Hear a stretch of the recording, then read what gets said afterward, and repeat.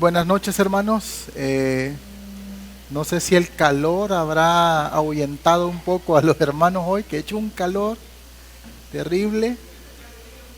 Así que les están repartiendo una hoja, que es la última hoja. Cuando desarrollamos un taller, el propósito es, pues, dar información o desarrollar habilidades. El taller nos ayuda entonces a poder hacer estas dos cosas. Sí queremos informar, pero queremos enseñarle algo nuevo. Ese es el propósito de un taller. Y durante estas 4 semanas hemos estado aprendiendo una manera diferente de poder evangelizar. Y le pusimos el lema: dilo fácil, bíblico y reproducible.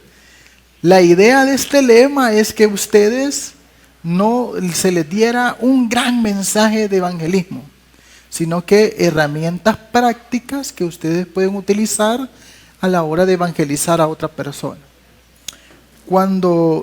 Si quieres, avanza a la siguiente. Estas es como las 3 áreas que hemos desarrollado durante las últimas 3 semanas. Hablamos las primeras 2 semanas de la visión de Dios. Aquí hablábamos acerca de Habacuc 2:14, donde el deseo de Dios es que la palabra de Dios sea conocido entre todas las naciones. Mirábamos Mateo 28 del 18 al 20 y miramos que Dios nos ha mandado a ir a las naciones, multiplicarnos, enseñarle a las personas enseñarle a obedecer los mandamientos de Dios. Y mirábamos también durante estas las primeras 2 semanas que teníamos que hacer una lista de personas por las cuales debíamos de orar. Recuerdan que habíamos hecho el mapa de oración, aquellas personas por las cuales yo tengo que orar. Y recordábamos que en Lucas 17:20 nos recordaba Jesús que oraba por los que estaban ahí, que eran sus discípulos, y los que habían de creer. Así que Jesús nos invita a que teníamos que orar por los que están en la iglesia y por los nuevos que se van a agregar a la iglesia. También aprendíamos a cómo poder evangelizar con los 3 círculos, cómo dar nuestro testimonio en 15 segundos. Aprendíamos también que tenemos que tomar un tiempo, una fecha, ponerle una fecha a cuándo nosotros vamos a hablar. Y una de las herramientas que no tiene que olvidar es su mapa de oración. ¿Quiénes son esas personas que Dios ha puesto en su segmento? Es decir, ¿quién es su segmento? El lugar donde usted trabaja, el lugar donde usted vive, el lugar donde usted se desenvuelve. Ahí es su campo de influencia para poder orar y pedir en oración a aquellas personas que no conocen a Dios. ¿Recuerdan que les decía? Las ovejas hacen otras ovejas. Las actividades no hacen discípulos. Son las personas las que hacen discípulos. Así que hemos visto durante las últimas 3 semanas que tenemos una responsabilidad. Y esta nosotros la miramos con la nueva identidad que teníamos en 2 Corintios 5:17. Miramos que Dios nos ha hecho embajadores, pero tenemos somos una nueva creación. Y que no podíamos dividir esta nueva creación, este nuevo ser, en dejar de ser embajadores. Somos embajadores porque somos nueva criatura. No puede separar la nueva criatura de ser embajador. Pablo hace que nosotros llevemos esa responsabilidad mutuamente. El miércoles pasado empezamos a ver lo que es el discipulado. Hablábamos acerca de Hechos 2, capítulo 2, de versículo 36 al 47. Y mirábamos de que Jesús la iglesia primitiva tenía 12 características. Oraban juntos, adoraban al Señor, ofrendaban, tenían comunión unos con otros. Entonces, esas 12 características hacen a una iglesia saludable. Hoy vamos a ver una visión más amplia de esas 12 características visto desde un pequeño cuadro. Y la idea de este taller es que usted, al evangelizar, compartir la palabra, lleve a una persona al discipulado compartiendo estas características. Recuerde, usted discipula porque evangeliza. ¿Y por qué evangeliza? Porque obedece al Señor. Ese es el cuadro que ustedes tienen.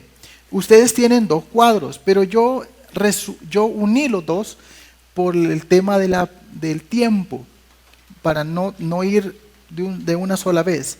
Así que pueden concentrarse solo en uno de los cuadros, que es donde va a tener contenido todo. No sé, ¿quién ha pescado? ¿Quién le gusta pescar aquí? ¿Alguien ha tenido caña y sale a pescar? ¿Alguien? No ha pescado nada. Y ya has pescado. ¿Qué sentiste cuando sentiste el jalón por primera vez? Es lo máximo, exacto. Yo salgo a pescar. Sí, ¿verdad? Es decir, sentiste que se puede, el poder ahí del hombre. Un pez sapo. El pez sapo se siente un gran jalón. Vos sentís que tenés un gran pescado, ¿verdad? Pero no, hermano, es una cosa fea que se infla cuando va saliendo, ¿verdad? Sí, ¿ese fue el único que pescaste? El primero, ok. Yo salgo a pescar seguido.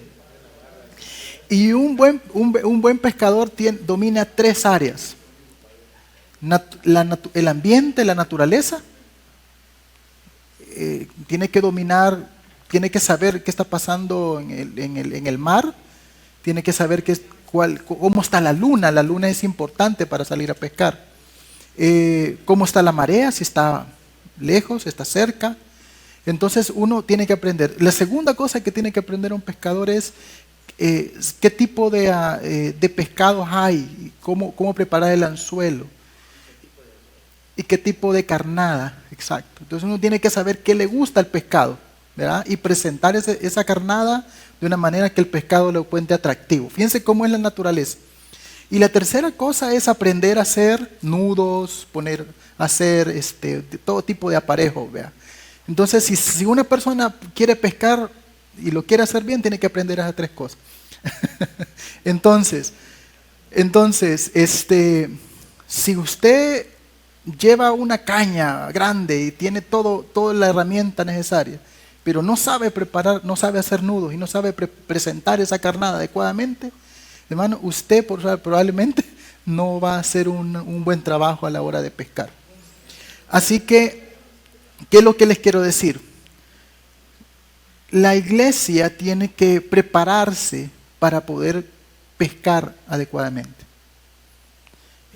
Dios, a través de Jesús, nos dejó una manera bíblica de poder hacer este trabajo.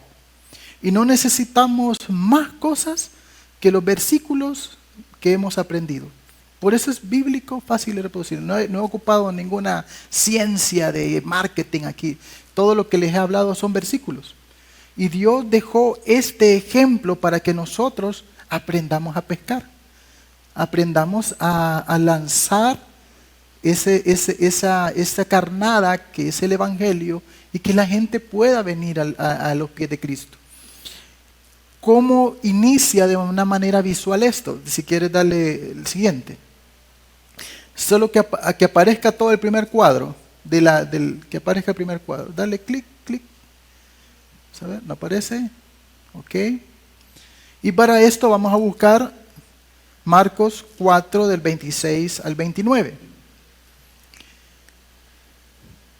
Jesús nos va a dar un ejemplo de cómo lo ve Él. ¿Cuál es la visión que ve Él? ¿Ya? Así que voy a pedirle, como hemos sido costumbre, que alguien pueda leerlo. Marcos 4, 26 al 29.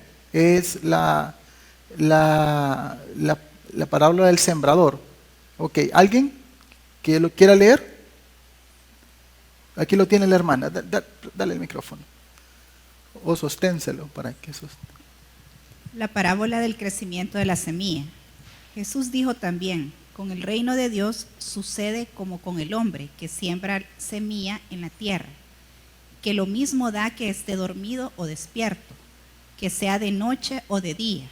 La semilla nace y crece sin que él sepa cómo. Y es que la tierra produce por sí misma. Primero el tallo, luego la espiga y más tarde los granos que llenan la espiga. Y cuando ya el grano está maduro, lo recoge porque ha llegado el tiempo de la cosecha. Muy bien. En otra versión dice que tira mucha semilla. Tira mucha semilla. Ahora, ¿qué vamos a hacer en la primera etapa cuando usted quiere evangelizar? Lo primero que tiene que hacer es su mapa de oración. Ahí dale la siguiente, que se ponga el texto. Hasta que se ponga el texto. Vamos a ver, dale hasta ahí. Usted hace su mapa de oración. Usted pone en esa lista a la gente por la cual usted va a orar. Eso ya lo aprendimos. Si usted no lo aprendió, con el hermano Miranda vamos a continuar haciendo esto, pero ya no como un taller de aquí, sino que talleres ya a lo práctico, a la práctica. Entonces, usted hace su mapa de oración. Usted ora por esas personas y entonces ahí es su punto de entrada. La siguiente es empezar a sembrar, es a tirar la semilla.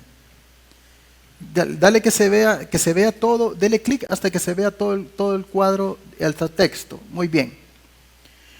La segunda cosa que usted va a hacer es compartir el evangelio con muchas personas, de diferentes formas. Digo de muchas formas y diferentes formas porque no solo hay una forma de presentar el evangelio. Puede usar su testimonio, puede hacer una buena obra, puede que usted ayude a otra persona, puede ser que usted quiera llevar nada más un víveres a alguien. Se pueden hacer de muchas formas, pero la idea es que usted no lo va a hacer una vez, sino que la idea es que usted va a empezar a repartir semilla, a repartir semilla, evangelizar, compartir con aquellas personas que tienen. Conozco personas que se ponen como meta evangelizar a 5 personas al día. 5 personas al día. Y convertir por lo menos una a la semana. Esta persona se sube al bus y se sienta. Y dice, bueno, la que se sienta a la par mía, le evangelizo. Y entonces, de esa manera, esta persona comparte el evangelio. Ocupa una estrategia. La tercera que usted va a hacer es, va a cuidar ese crecimiento. Si usted evangelizó a una persona y se convirtió, usted no la va a dejar que se vaya sola. Usted lo que va a hacer es que va a escribir su nombre, su teléfono y le va a llamar lo más pronto posible para reunirse y empezar un discipulado con esa persona. Puede que la iglesia tenga alguna herramienta de discipulado. Ocupe esa herramienta de discipulado. ¿Qué va a hacer durante este tiempo con esa persona? Le va a enseñar a usted qué es la visión de Dios. Lo mismo que hemos aprendido, empezar desde arriba, la visión de Dios. Le va a enseñar qué es la visión de Dios. Le va a enseñar Mateo 28, que son sus mandamientos. Le va a enseñar a evangelizar. Fíjense bien lo que le estoy diciendo. Inmediatamente la persona se convierte, tiene que aprender a evangelizar, a compartir el evangelio. Vamos a hacer exactamente lo que usted hizo las primeras 2 semanas que estuvimos juntos. Eso mismo le va a enseñar a la persona. Le va a enseñar cuál es la característica de una iglesia saludable, las 12 características. En ese tiempo usted está enseñándole, está discipulando a esta persona.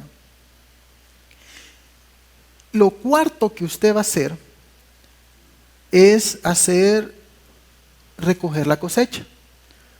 Que antes yo esta palabra me confundía mucho. Yo pensaba antes que la cosecha era sembrar. Y no, la cosecha es cuando yo recojo la cosecha, el fruto. ¿Qué es lo que usted va a hacer durante ese tiempo? Es enseñarle a obedecer, a obedecer los mandamientos. Ya no solo se los está enseñando, sino que usted ya está diciendo, ¿qué te está costando más? ¿Orar? ¿Te está costando más obedecer? ¿Ir a la iglesia? ¿Bautizarte? ¿Te está costando más ofrendar? Entonces, en ese tiempo usted le enseña a esa persona a acercarla más al círculo de una iglesia saludable, que vimos la semana pasada. Eso es lo que vamos a hacer, lo que va a hacer. Ahora, fíjense bien lo que vamos a hacer. Cuando usted termina estas 4, para que esto funcione, usted tiene que hacer una quinta paso, que es el centro. Y quisiera que alguien buscara 2 de Timoteo 2:2. Para mí, después de estar enseñando esto por varias iglesias, si alguien por favor, búsqueme 2 de Timoteo 2:2. Para mí este es el talón de Aquiles de la iglesia en general. ¿Ya lo encontró alguien? Allá lo tiene. Lo que has oído de mí ante muchos testigos, esto encarga a hombres fieles que sean idóneos para enseñar también a otros. Ok, ¿se da cuenta? Nuestro deber, todos ustedes tienen el deber de buscar a hombres fieles que sean capaces de enseñar a otros lo que han aprendido. Este es el talón de Aquiles de la iglesia. Que no enseñamos a otros para que enseñen a otros. Generalmente nosotros nos quedamos con toda esta información. Nos quedamos aquí, nosotros creciendo, engordando, podríamos decirlo, pero no la compartimos con nosotros. Tenemos que ayudar a las otras personas que han tomado este círculo, sean capaces de reproducirse en otros. Fíjense lo que dice Pablo a Timoteo. Lo que has aprendido de mí, Timoteo, o sea, primera generación, Timoteo, segunda generación, enseña a otros, tercera generación, para que enseñen a otros, cuarta generación. Su deber es que una persona se pueda reproducir por lo menos 3 veces. O sea que nuestra tarea, según Pablo, no radica solamente en compartir el evangelio una vez, hacer un discípulo, sino que este discípulo se reproduzca una vez y este siguiente discípulo se reproduzca otra vez. ¿Se dan cuenta? Este es el método de Pablo para poder hacer crecer la iglesia. Algunos expertos dicen de que cuando una iglesia una congregación más bien, se compromete en discipular a 4 personas o a 4 generaciones, entonces tiene un crecimiento exponencial en menos de un año. Hagamos una dinámica muy sencilla. ¿Cuántos habemos acá?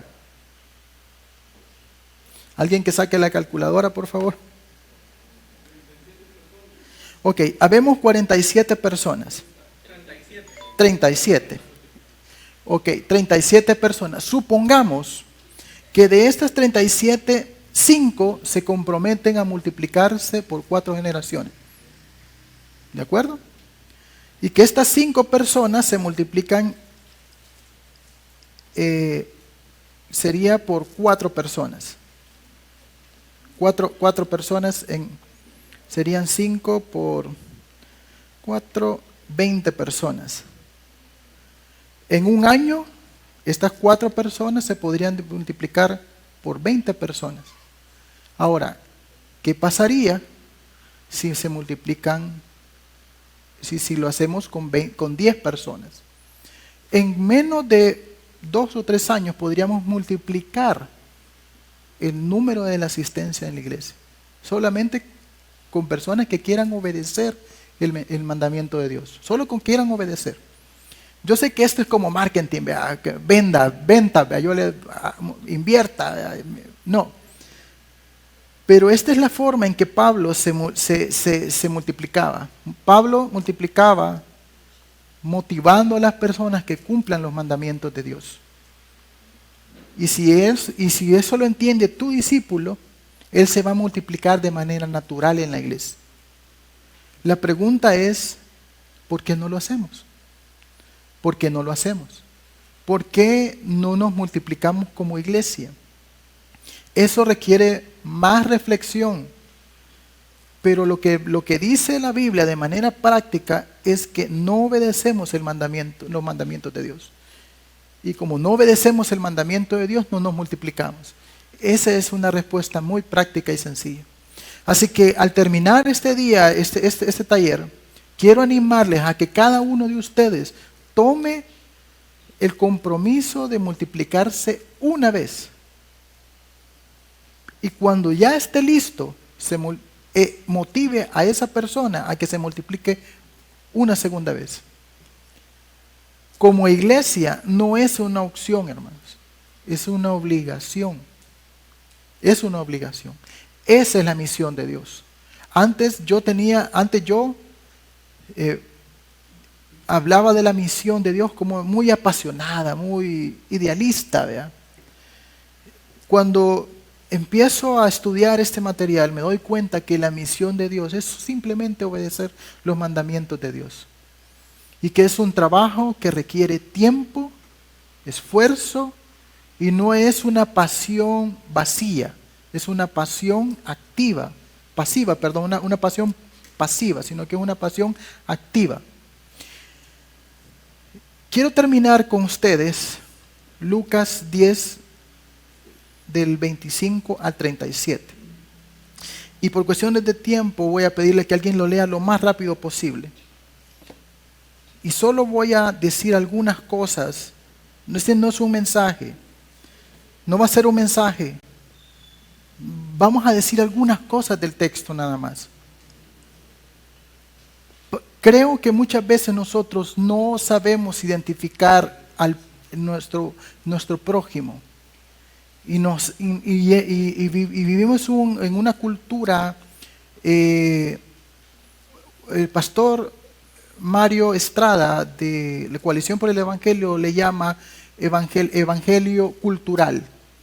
Un evangelio que está más influenciado por la cultura que por la Biblia, que está más adaptado a la cultura de ahora, al individualismo, está más adaptado al yo, a la superación personal, que al sacrificio por los otros. Y esta historia nos va a revelar algunas cosas. ¿Alguien tiene ya Lucas 10 del 25? ¿Alguien lo tiene? ¿Alguien lo tiene? Que lo pueda leer rápido. Si no, lo leo yo. Aquí la hermana. Allá la hermana. Y he aquí un intérprete de la ley se levantó y dijo, para probarle: Maestro, ¿haciendo qué cosa heredaré la vida eterna? Él le dijo: ¿qué está escrito en la ley? ¿Cómo lees? Aquel respondiendo dijo: amarás al Señor tu Dios con todo tu corazón y con toda tu alma y con todas tus fuerzas y con toda tu mente, y a tu prójimo como a ti mismo. Y le dijo: bien has respondido, haz esto y vivirás. Pero él, queriendo justificarse a sí mismo, dijo a Jesús: ¿y quién es mi prójimo? Respondiendo Jesús dijo: un hombre descendía de Jerusalén a Jericó y cayó en manos de ladrones, los cuales le despojaron e hiriéndole se fueron, dejándole medio muerto. Aconteció que descendió un sacerdote por aquel camino y viéndole pasó de largo. Asimismo un levita, llegando cerca de aquel lugar y viéndole pasó de largo. Pero un samaritano que iba de camino vino cerca de él y viéndole fue movido a misericordia. Y acercándose vendó sus heridas, echándole aceite y vino y poniéndole en su cabalgadura. Lo llevó al mesón y cuidó de él. Otro día al partir sacó 2 denarios y los dio al mesonero y le dijo: cuídamele, y todo lo que gastes de más yo te lo pagaré cuando regrese.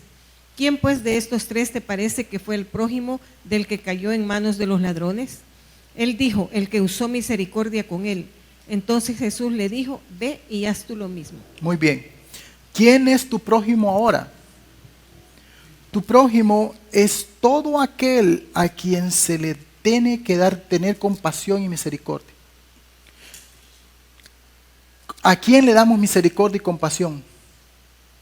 Esa es una pregunta, pareciera que es una pregunta simple. Pero la verdad es que cada uno de nosotros le da compasión a aquellas personas que merecen nuestra compasión y misericordia. Nosotros no necesariamente, perdón que señale con el dedo, hermano, me quiero quitar esa maña. No necesariamente somos compasivos con aquellas personas que no queremos o que no nos van a dar algo a cambio. Prójimo para un judío era todo aquel que pertenecía al pueblo de Israel. Toda aquella persona que merecía la misericordia y la compasión. Ellos hacían una misericordia y una compasión étnica. Los judíos y los samaritanos. Aquellos a los que no merecen tener misericordia. Así que cuando nosotros vemos a quién le debemos de compartir el evangelio, tenemos que preguntarnos por qué no lo hacemos. ¿Será que yo tengo la misericordia y la compasión necesaria? ¿Veo que esa persona realmente no tiene a Cristo? ¿Veo que esa persona va a ir al infierno si yo no le comparto el evangelio? La Biblia es clara, que dice que si no, Dios nos va a reclamar la vida de las personas a las cuales pudimos haberles evangelizado. ¿Por qué no lo hacemos? No lo hacemos porque en nuestro interior hacemos una selección de personas. Si somos sinceros con nosotros mismos, nos damos cuenta que somos selectivos para dar compasión y misericordia.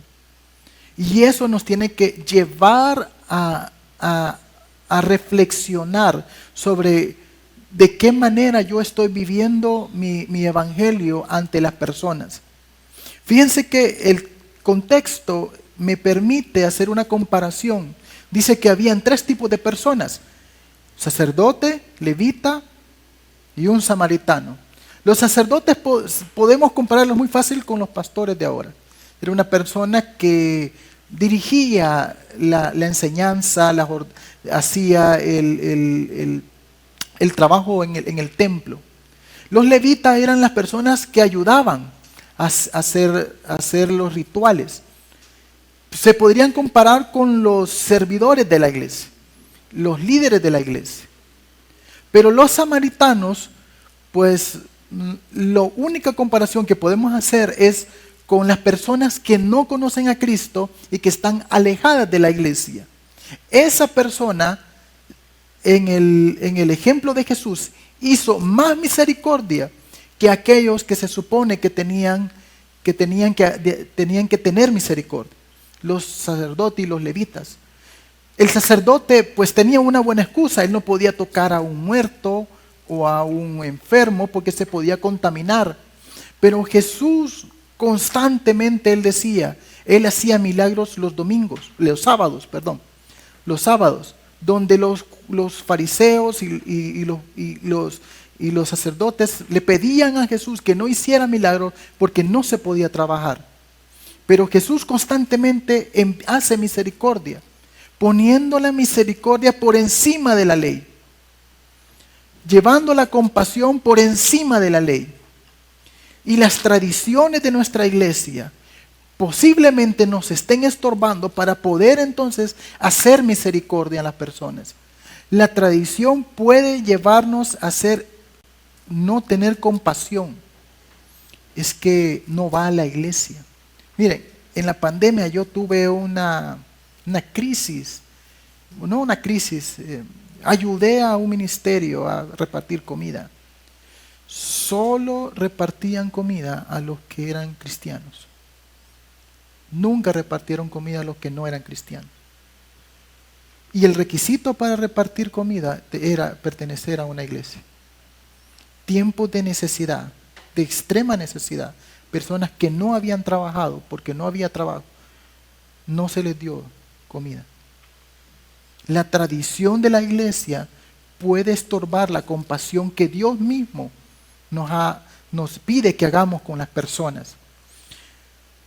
La palabra compasión que aparece ahí es una palabra muy interesante, porque es una palabra donde la persona le dice, está en la forma en que está desarrollado el verbo, es una persona que es compasiva, está siendo compasiva y lo va a hacer. Así que no es Jesús cuando le dice que tiene compasión, en este caso, está diciendo que es una persona que ya fue transformada, que tiene la capacidad de ser compasiva con ese samaritano. El samaritano no era compasivo porque iba pasando, vio a alguien herido, dijo, tuve compasión, pero mañana no tuvo compasión. El verbo no está en ese sentido. El verbo está en el sentido de que era compasivo, fue compasivo y podría ser compasivo. Eso habla de una persona que se ha sido transformada, que es compasiva porque Dios, ¿cómo somos compasivos con otros? ¿Cómo nacemos la compasión en nosotros? Ese es otro mensaje, ¿verdad? Pero hermanos, si yo dejo de ver y de ser agradecido de lo que Cristo ha hecho en mi vida, y no reconozco la salvación en mi vida como un regalo inmerecido, yo no voy a poder ser compasivo con otra persona. La compasión nace como una respuesta a lo que Dios está haciendo en mi vida. Por eso que el primer miércoles yo le decía, ¿qué está pasando en tu vida? ¿Qué está pasando en tu vida? ¿Está pasando algo o no está pasando nada? ¿Cómo el Espíritu Santo está transformando tu vida? Porque lo que está pasando en tu vida se va a reflejar con tus acciones. Fíjense lo que hizo el samaritano. Dice que lo vendó, derramó aceite y vino, le pagó el mesón, lo cuidó. Dice que no solamente eso, sino que se comprometió a cubrir los gastos de él. Hizo todo esto para demostrar la compasión que tiene. Así que nuestra fe tiene que acompañarse con obras de justicia, no solamente con palabras. Una de las respuestas de Jesús al líder, a este hombre, se me olvidó, el intérprete de la ley, que vendría a ser como un abogado: bien has dicho, haz esto y vivirás. Eso es lo que tenía que hacer. Su fe tenía que acompañarse de acciones de justicia, de gracia a las personas que dice que ama. Así que nuestra fe, nuestra compasión es una respuesta a eso. ¿Qué tenemos que hacer, hermanos, para poder llevar el evangelio? Tener compasión de las personas que van para el infierno. Van al infierno, hermanos. Están separados de Dios y nosotros no estamos haciendo lo suficiente por ello. Así que cuando Jesús se está presentando con este hombre, le está cambiando el chip al intérprete de la ley. Yo sé que tú, le decía, crees que la salvación es colectiva, porque muchas veces los judíos creían que la salvación era la salvación es colectiva. Pero tu fe se tiene que demostrar con compasión hacia aquellos que no son de tu agrado, como el samaritano. Ese era un gran reto para ellos. Amar a la persona que los maltrata, que los odia. Y yo no creo que sea fácil esto, hermano. Se necesita de otro tipo de espíritu, otro tipo de sentimientos, otro tipo de compromiso para poder amar a aquellos que nos cuesta amar. ¿A quién queremos evangelizar? ¿A los de la clase alta? ¿O queremos evangelizar a los de la clase baja o media baja?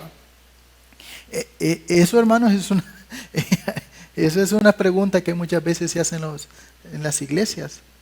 ¿A dónde queremos ir a evangelizar? ¿Qué estrato social queremos alcanzar?